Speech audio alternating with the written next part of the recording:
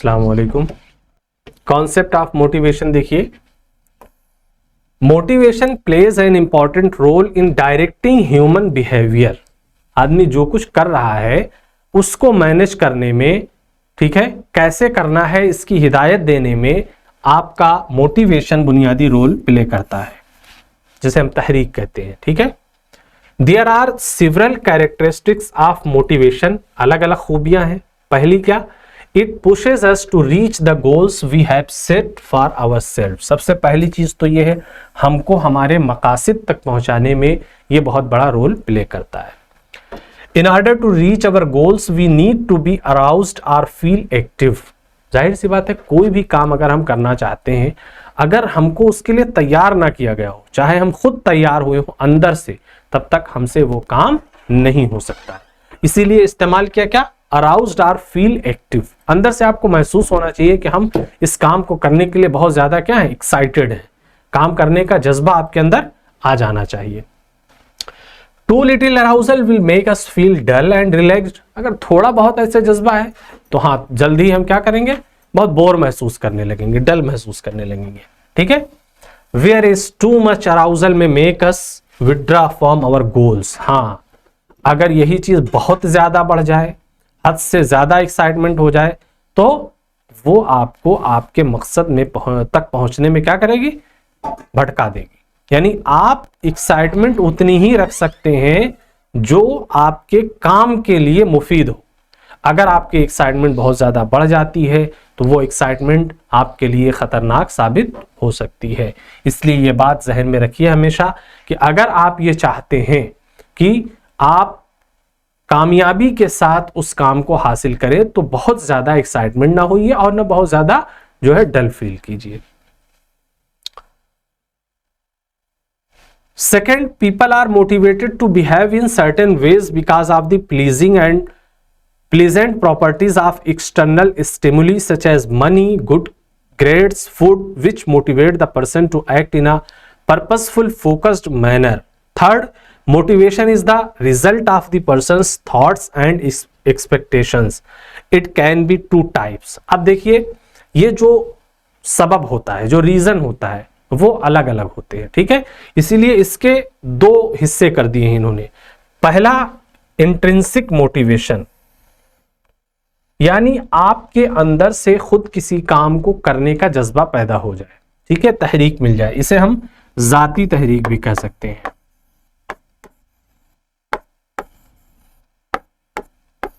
जाती तहरीक, intrinsic motivation. ठीक है, दूसरा है एक्सट्रिंसिक मोटिवेशन, जिसे हम तहरीक बिल गैर या खारिजी तहरीक भी कह सकते हैं।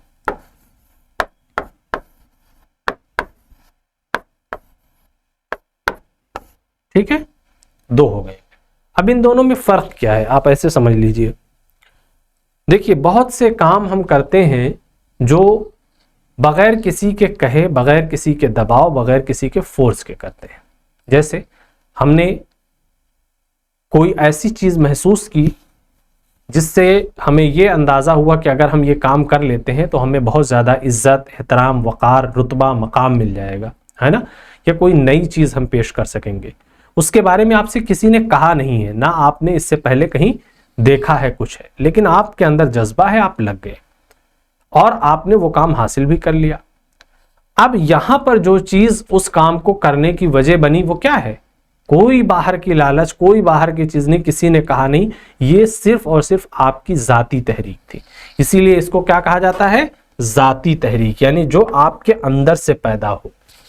दूसरी चीज ऐसी भी होती है कि आपको कहा जाता है आपसे कि अगर आपने ये काम कर लिया तो आपको ये इनाम मिलेगा, अगर आपने ये काम कर लिया तो इतने रुपए मिलेंगे, आपका प्रमोशन हो जाएगा, आपकी जॉब लग जाएगी, आपको हम ऑफिस में रख लेंगे, वगैरह वगैरह। इनाम, लालच, रुपया, पैसा, कुछ भी इस्तेमाल किया जा सकता है।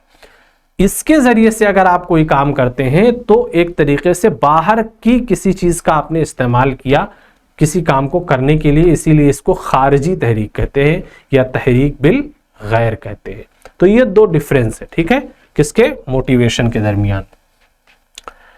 अब देखिए, हमारी जरूरतें भी बहुत अलग अलग होती हैं, ये जो क्यों का हम क्वेश्चन कर रहे थे, अगर हम इसे इस्तेमाल करते हैं, हम खाना क्यों खाते हैं, ईटिंग के साथ अगर हम लगाते हैं इसे, ठीक है, तो हंगर निकल के आ रही थी,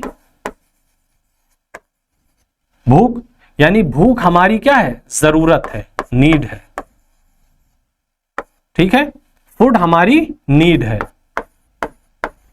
फूड हमारी नीड है किस लिए, हंगर को मिटाने के लिए, और हंगर को मिटाने ही के लिए हम क्या करते हैं, ईट करते हैं या खाते हैं, ठीक है। अब कहने का मतलब यह है कि इसी तरीके से जिस तरह खाना हमारी जरूरत है, इसी तरह वाटर यानी पानी हमारी जरूरत है, ठीक है। इसी तरीके से हाउस यानी घर हमारी जरूरत है, इसी तरीके से ट्रैवल हमारी जरूरत है, ठीक है, सेफ्टी हमारी जरूरत है, वगैरह वगैरह। तो इसमें आप बहुत सारी चीजें शामिल कर सकते हैं जो आपकी जरूरतें हों।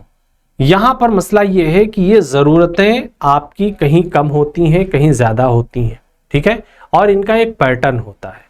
आज जिस चीज की आपको जरूरत है, जरूरी नहीं है कि कल भी आपको उसी चीज की जरूरत महसूस हो। यानी वक्त के हिसाब से आप अपनी जरूरतों को कम होता हुआ, बढ़ता हुआ, ठीक है, महसूस करेंगे। और यही जो पूरा पैटर्न है उसे आप कहते हैं हायरार्की ऑफ नीड्स।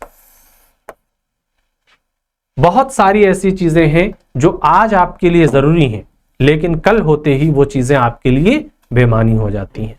या बहुत सारी चीजें ऐसी हैं जो अभी जरूरत महसूस हो रही है, फिर आप मुकम्मल करते हैं, कल फिर महसूस होगी, यानी रिपीटेशन भी होता है जरूरतों का, है ना। अब इसको आप समझेंगे किससे, इस चार्ट के जरिए से। ये देखिए, ये चार्ट आपके सामने आपकी जरूरतों को डिफाइन कर रहा है। सबसे पहली चीज इसमें आ जाती है साइकोलॉजिकल नीड्स, ठीक है, जिसमें आपकी जिस्मानी जरूरतें शामिल होती हैं। जिस्मानी, हरकी, आप कुछ भी कह सकते हैं, ठीक है। इसमें क्या क्या आ जाती है, आपकी भूख, प्यास, ठीक है, और इसी तरीके से आपकी जो सेक्सुअल डिजायर होती हैं उनको कंप्लीट करना, ठीक है। ये तमाम चीजें बुनियादी हैं, बिल्कुल प्राइमरी नीड्स में आती हैं। उसके बाद में दूसरा मसला आ जाता है सेफ्टी का। इसमें सिक्योरिटी, प्रोटेक्शन, हाउस, ठीक है, ये तमाम चीजें भी आपके लिए बहुत जरूरी हैं, इसलिए आप उसकी तरफ बढ़ जाते हैं। तो एक जरूरत से आप दूसरी जरूरत की तरफ जा रहे हैं, है ना। लेकिन आप देखेंगे कि जैसे जैसे आप आगे बढ़ेंगे तभी बढ़ेंगे जब ये नीचे की कंप्लीट होंगी, ऐसे ही आप नहीं बढ़ जाएंगे। ऐसे बहुत कम ऐसा होता है कि किसी को खाने की जरूरत ना हो, पीने की जरूरत ना हो और वो कहे कि हम जो है लीडर है ना। तो ये बुनियादी जरूरतें कंप्लीट होनी चाहिए। फिर उसके बाद आ जाता है सोशल नीड्स, यानी अब आप दोस्त अहबाब बनाएंगे, रिश्तेदारियां बनाएंगे, है ना। ऐसा तो है नहीं कि इंसान हमेशा अलग थलग रह सकता है। जरूरत जब पड़ती है शादी ब्याह की, मतलब उसको सोसाइटी से जुड़ना ही पड़ता है। तो ये बात याद रखिए कि तीसरे नंबर पर सोशल नीड्स आ जाती हैं। फिर उसके बाद आप अपनी रिस्पेक्ट चाहते हैं, सेल्फ रिस्पेक्ट कह सकते हैं, या अपने इस स्टेटस को, अपनी अहमियत को, वकार को आप पहचानने लगते हैं और आप ये तकाजा करते हैं कि सामने वाला भी आपसे इज्जत से पेश आए, आपको इज्जत और एहतराम की नजर से देखे और आपको इज्जत दे। उसके बाद में ये मकाम आता है जहां पर आप एक रहनुमा के तौर पर खुद को देखते हैं और ये लीडरशिप का जमाना हो जाता है एक तरीके से। लीडरशिप या आप कह सकते हैं रहनुमाई, ठीक है। तो जिसे हम रहनुमाई कहते हैं या लीडरशिप कहते हैं, वहां पर क्या होता है बुनियादी तौर पर कि वो शख्स अपने आप को एक सही पोजीशन में महसूस करता है और ये चाहता है कि लोग हमारे साथ चले, इस काम को या इस जज्बे को आगे बढ़ाए। ये आपकी बुनियादी जरूरतों की फहरिस्त है और इन जरूरतों का एक पैटर्न है। इस तरीके से ये चीजें आगे बढ़ती हैं।